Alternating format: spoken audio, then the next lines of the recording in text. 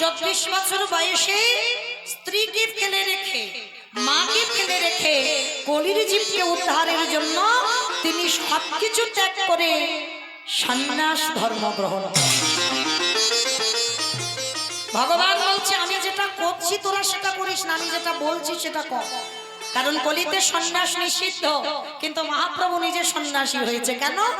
জগৎকে বোঝালো সংসারে থেকে বৈরাগ্য পালন কর।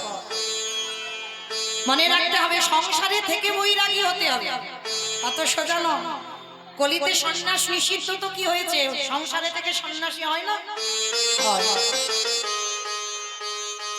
সেই সন্ন্যাসী হওয়ার কায়দাটা জানতে হবে বাবা, শুধু সংসার করলে হবে না। এখানে আমরা সবাই বলি আমরা সংসার করছি সংসার করছি, না, তুমি সং সেজেছো কিন্তু সারের কিছু বোঝো। আর যেদিনে তুমি সারের কিছু বুঝতে পারবে সেই দিনে তুমি বলবে যে আমি সংসার করেছি। না হলে সমাজকে বলো আমি সং সেজেছি কিন্তু সার হইনি। কেমন? তাহলে এটাই আজকে আমরা জানবো, কলিকালে ভগবান এসে ধুলায় গড়াগড়ি দিয়ে যাকে দেখছে তার দুটো চরণ ধরে বলছে তোরা কৃষ্ণ বল। কেন? ভগবান হয়ে ধুলা মাখবে কেন? ভগবান হয়ে ভক্তের পায়ে ধরবে কেন? কারণ আছে। কারণটা কি জানো মা? এই কারণের কথা জানতে গেলে আমাদের সবাইকে যেতে হবে একটুখানির জন্য মহাভারত। এই মহাভারতে গেলেই আমরা সবাই বুঝতে পারবো আমার কলিকালের ভগবান কিসের জন্য ধুলায় গড়াগড়ি দিচ্ছে। তাহলে চলেন আমরা একটুখানি যাই মহাভারত। আচ্ছা মা, একটা কথা আপনাদের একটু জিজ্ঞাসা করি, সত্যি করে বলবে? সত্যি বলবে? কেউ মিথ্যা বলবে না তো? আমার মিথ্যা বলবে না? ঠিক আছে, হরিবাসনে বলছো কিন্তু। আচ্ছা, আমার পাশ বাড়ির সঙ্গে খুব ঝগড়া, মানে তুমি যেখানে বাস করো পাশের মানুষের সঙ্গে খুব ঝগড়া, মানে এত ঝগড়া মানে মামলা পর্যন্ত চলছে, থানা পুলিশ হয়ে গেছে, পাঁচিল তুলে দেওয়া হচ্ছে, পাশ বাড়ির সঙ্গে আমার মুখ দর্শন হয় না। আচ্ছা মা, সকালবেলা স্নান করেছো, শুদ্ধ বসন করেছো, সকালবেলা স্নানটা করে দরজাটা খুলেছো একটা শুভ কাজে যাবে, আর হঠাৎ যদি তোমার সেই সত্য সামনে পড়ে যায়, আমার তাকে প্রণাম করে তুমি যাবে শুভ কাজে? যাবে না? কি মা, যাবো আমরা?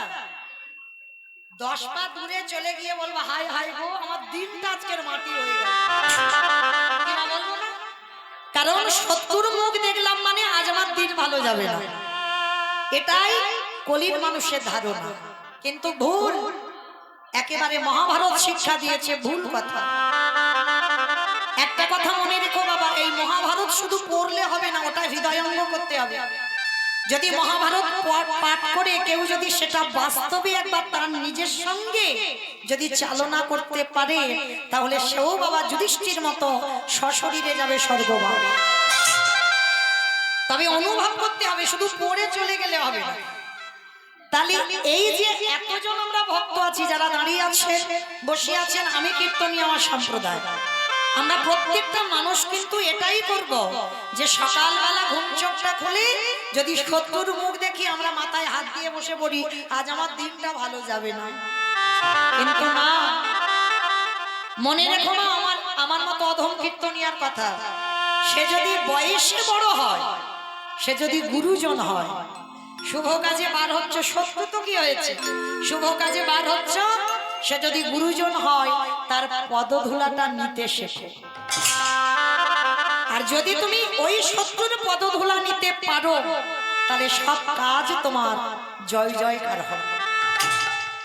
যদি বলো কেন বলছি, আমি তো বলছি না, মহাভারত শিক্ষা দিয়েছেন। দেখেন কুরুক্ষেত্রের মাটি বাবা যুদ্ধ হবে, ঠিক যুদ্ধের প্রারম্ভে, প্রারম্ভে কাকে বলি?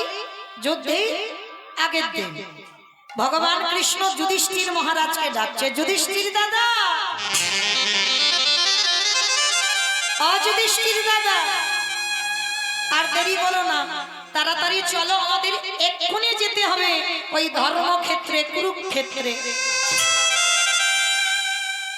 কথাটা শুনে যুধিষ্ঠির মহারাজ কৃষ্ণের কাছে এসে বলছে, কৃষ্ণ কৃষ্ণ ক্ষণকাল বিলম্ব করবা,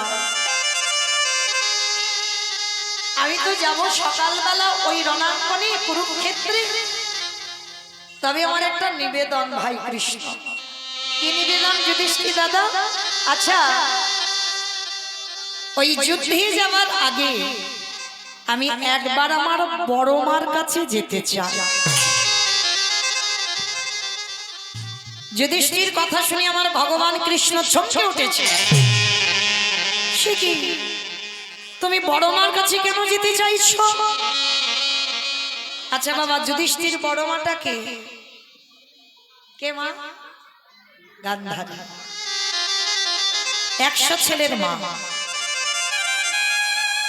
ভালো করে ভাববেন মা, আমাদের একটা সন্তান হলে আমাদের কত গর্ব হয়, আর যে গান্ধারীর 100 সন্তান,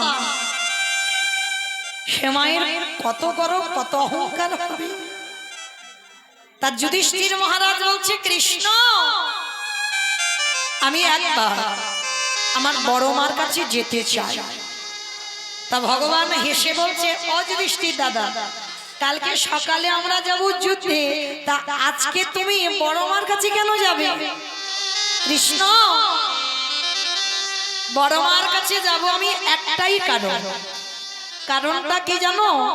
আমি যুদ্ধে যাওয়ার আগে একবার আমি আমার বড় মাকে প্রণাম করতে চাই। চমকে উঠেছে কৃষ্ণ, অসম্ভব। যুধিষ্ঠির দাদা, তুমি ভুলে যাচ্ছ ও তোমার শত্রু। আর তোমার বড় মা গান্ধারী সব সময় ঠাকুরের কাছে মানত করে কবে যুধিষ্ঠির মৃত্যু হবে, কবে পঞ্চ পাণ্ডব নিধন হবে। আর তুমি কিনা যুদ্ধে যাওয়ার আগে সেই বড় মাকে প্রণাম করতে চাইছো। যুধিষ্ঠির করজোর করে বলছে, কৃষ্ণ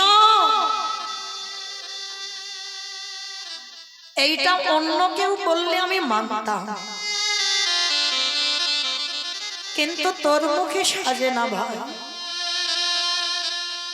কারণ আমি তো জানি আমার বড় মা ভালো নয়। আমার বড় মা সব সময় ঠাকুরের কাছে কাঁদে যে কবে আমার মৃত্যু হবে, আমি জানি। কিন্তু কৃষ্ণ, আমার বড় মা আমার অমঙ্গল চায়। আমি তো আমার বড় মার অমঙ্গল চাই। আর তাছাড়া কৃষ্ণ, সে যে আমার বড় মা, আমার মায়ের থেকেও বড়। বড় মার জায়গা আগে। একটা কথা মনে রেখো মা, যে নারীর হৃদয়ে মাতৃত্ব থাকবে, শুধু নিজের ছেলেটা ছেলে আর অন্যের ছেলেটা ছেলে নয়, সেটা বাবা সে মায়ের হৃদয়ে কোনোদিন আসবে না। সন্তান মানে সে অন্যের সন্তান হতে পারে, সে আমারও তো সন্তান সম। মনে রাখতে হবে, পৃথিবীতে সৎ মা তাকেই বলে। আমরা বলি বাবা সৎ মা মানে খারাপ মা না। সৎ মা, যার হৃদয়টা বাবা একেবারে পরিষ্কার সৎ হয়, তাকেই সৎ মা বলে। নিজের ছেলেকে কম খেতে দাও, অন্যের ছেলেকে তোমায় বেশি খেতে দিতে হবে। নিজের ছেলেকে কম দামি জামা কাপড় দাও, অন্যের ছেলেকে বেশি দামি জামা কাপড় দিতে হবে। সৎ মা যদি হও কেউ, তাহলে মনে রাখতে হবে ভরতের মার মতো সৎ মা হও, যেটা রামচন্দ্রের মা ছিল কইকেয়ী মা। সৎ মা যদি হতে হয়, রামায়ণে কইকেয়ী মার মতো সৎ মা হইও। সবাই তো কইকেয়ী মায়ের বাইরেটা দেখে, কিন্তু কইকেয়ী মার ভিতরে কেউ দেখেনি। এগুলো অনুভব করতে হবে মা। তা আজকের যুধিষ্ঠির যজ্ঞে ওই যুদ্ধে যাওয়ার আগে কৃষ্ণকে বলছে, কৃষ্ণ আমার বড় মা সবসময় আমার অমঙ্গল চায়। কবে যুধিষ্ঠির মরবে আমি জানি, কৃষ্ণ বলছে জানো তো, তবু কিসের জন্য বড় মাকে প্রণাম করছো? ওই যে কৃষ্ণ, সে যে আমার মায়ের থেকেও বড়। আর কৃষ্ণ, আমি যুদ্ধে গিয়ে যদি আর কোনোদিন ফিরে না আসি, তাহলে তোমার বড় মাকে আর প্রণাম করা হবে? কৃষ্ণ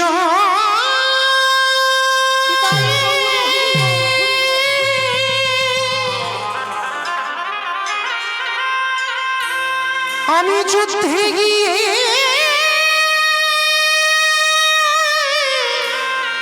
ফিরে না আসি, কৃষ্ণ তবে যে আমার বড় মার চরণে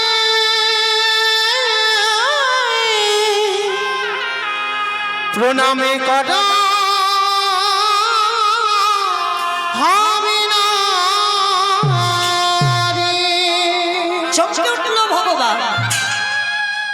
যুধিষ্ঠির দাদা, তুমি যুদ্ধে গিয়ে যদি আর ফিরে না আসো, ওই জন্য তোমার শত্রুর পায়ে তুলা নেবে না? কৃষ্ণ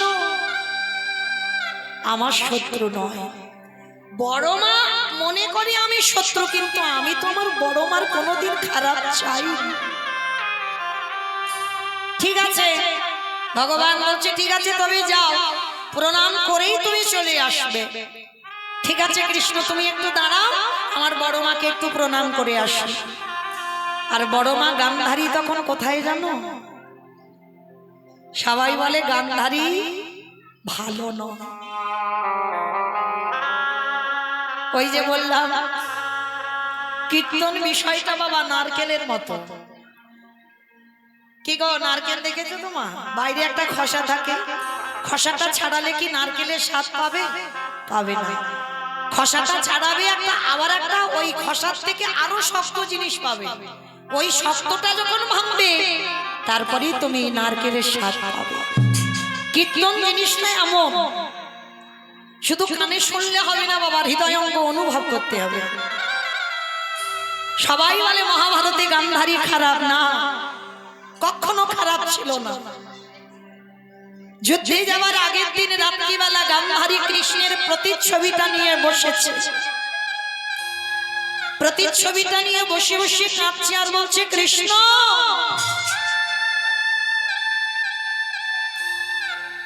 আমার 100 ছেলে দিবি। কৃষ্ণ 100 ছেলের মধ্যে তুই কি পারতিস না বাবা? আমার একটা ছেলেকে একটু কৃষ্ণ ভক্ত করে দিতে। আমার 100টা ছেলে তুই সব অধার্মিক করে দিবি, কোন ছেলেটা আমার ধর্মের পথে রইল না। কেন রে কৃষ্ণ? জন্মাবার পরে কোন সন্তানের বিবেক বুদ্ধি কিছু হয় না। জন্মাবার পরে সফল সন্তান হয় অমৃত সপুত্রা, তোরই সন্তান। তাহলে তোরই যদি সন্তান হয়, তুই পারলি না আমার একটা ছেলেকে কৃষ্ণ ভক্ত করে দিতে? 100টা ছেলেকে সব অধার্মিক করে দিলি কেন? আর আমি তো মা, আমি জানি কৃষ্ণ আমার 100টা ছেলে যাবে, ওরা কেউ কোনো দিন আর ঘরে ফিরবে না। কেন গো? এই পৃথিবীতে সন্তানের মঙ্গল অমঙ্গল কে বুঝতে পারে? কে বোঝে? মা। মা। এই মা ডাকটা গো খুব ছোট ডাক। সব অক্ষর দেখো দুটো করে আছে, মা ডাকটা একটা অক্ষর। মা নামে সুধা ছড়ে, মা নামে সুধা করি, মা বড় সুধার সমান, ডাকিলে জুড়াই আইসে পড়া। মা ডাকার সঙ্গে সঙ্গে দেখবে তোমার হৃদয়টা কেঁপে ওঠে। আর পৃথিবীতে মাই বুঝতে পারে যে আজকের আমার ছেলের ভালো হবে না আজ আমার ছেলের মন্দ হবে। বুঝতে পেরে গেল গান্ধারী যে আমার 100টা ছেলে যুদ্ধে যাবে, ওরা কেউ কোনো দিন আর ঘরে আসবে না। বসে বসে গান্ধারী ছবিটা নিয়ে কাঁদছে। আর ওই সময় যুধিষ্ঠির দরজায় এসে ডাকছে, বড় মা,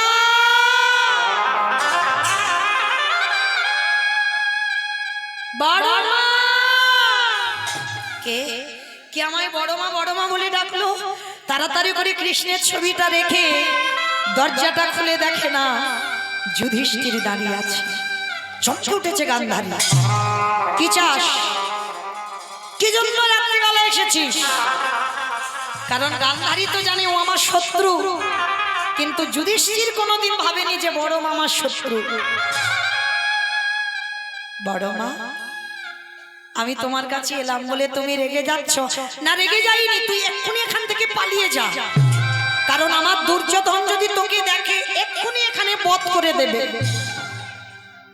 না বড় মা, তোমার দুর্যোধন এখন আমার মারবে না। কেন জানো? এখনো তো আমি তার দাদা আছি, এখন আমি তার শত্রু হইনি। যখন কাল কুরুক্ষেত্রে নামবো,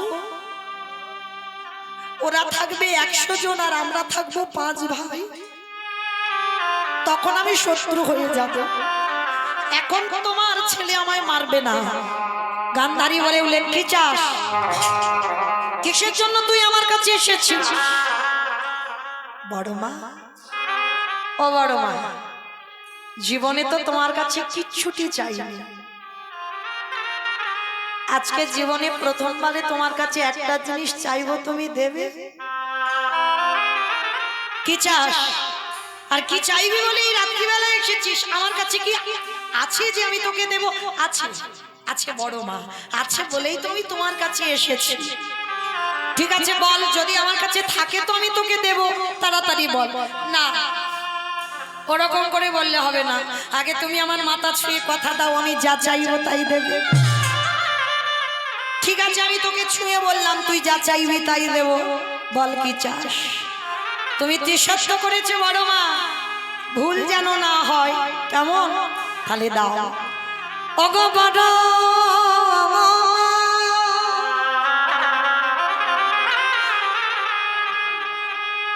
তোমার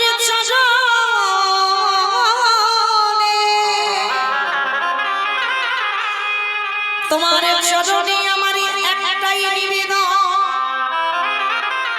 একেবারে তুমি আমার মাথায় হাত রেখে আশীর্বাদ করে দাও। কাল যুদ্ধে গিয়ে যেন প্রথম দিন আমার মৃত্যু হয়ে যায়।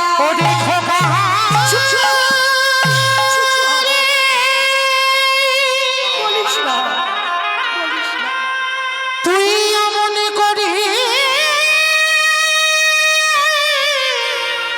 বলিস না,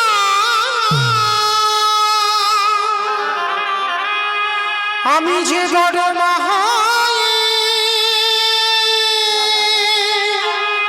সহিতে পারি না। চুপ কর, আর একটা কথা বলবি না। আমি তোর বড় মা, আমি তোর মাথায় হাত দিয়ে আজকের বলবো যে কালকে যুদ্ধে গিয়ে তোর প্রথম দিন মৃত্যু হয়ে যা। আমি পারবো না, আমি ওই আশীর্বাদ দিতে পারবো না। কেন পারবে না বড় মা? তুমি তো সবসময় ঠাকুরের কাছে মানত করেছো কবে যুধিষ্ঠির মৃত্যু হবে। তাহলে আজকে আমি চাইছি, তুমি কেন দেবে না? কিসের ভয় তোমার? গান্ধারী যুধিষ্ঠিরকে বুকে ধরে বলল, খোকারে, এই জগৎ সংসার মাঝি সবাই শুধু আমার বাইরেটা দেখল, কেউ তো আমার অন্তরটা দেখে নাই খোকা। আরে, কোন মা কি মন থেকে বলতে পারে যে কালকে যুদ্ধে গিয়ে ছেলে মরে যায়? তাই আমি তোর বড় মা হয়ে, যে বড় মা জীবনে তোর ভালো চাইল না, যে বড় মা সারা জীবনে তোর অমঙ্গলে চেয়েছি, সেই বড় মা প্রথমবারে তোর মাথায় হাত দিয়ে বরে দিল, ওরে যথা ধর্ম ওরে তথা জয় রে, ওরে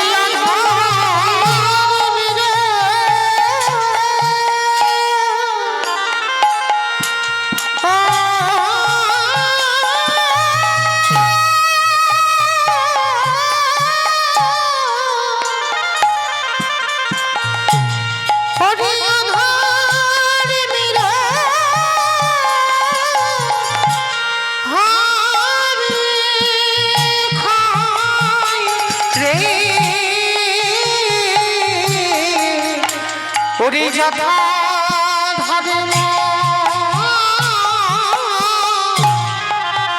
ওরে তথা জয়। ওরে যুধিষ্ঠির আমি তোর বড় মা হয়ে আমি তোর করিলাম আশীর্বাদ, যে পক্ষে আমার কৃষ্ণ ওরে সে পক্ষে কি অপমৃত্যু হইবে, যে পক্ষে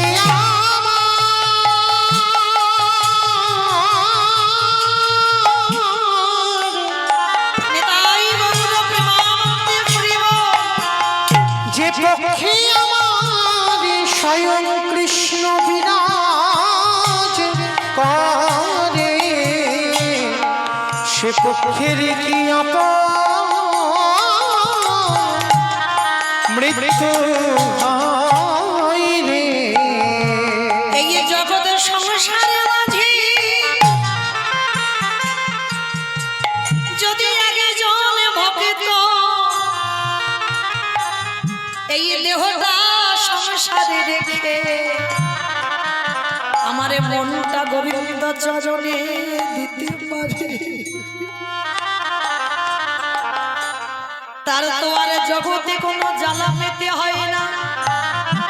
তাই আমি তোরে বড় মা হয়ে করিলাম আশীর্বাদ, খোকারে ওই যুদ্ধ ক্ষেত্রে গিয়ে তুই জয়ী হয়ে ঘরে ফিরবি, ওরে এই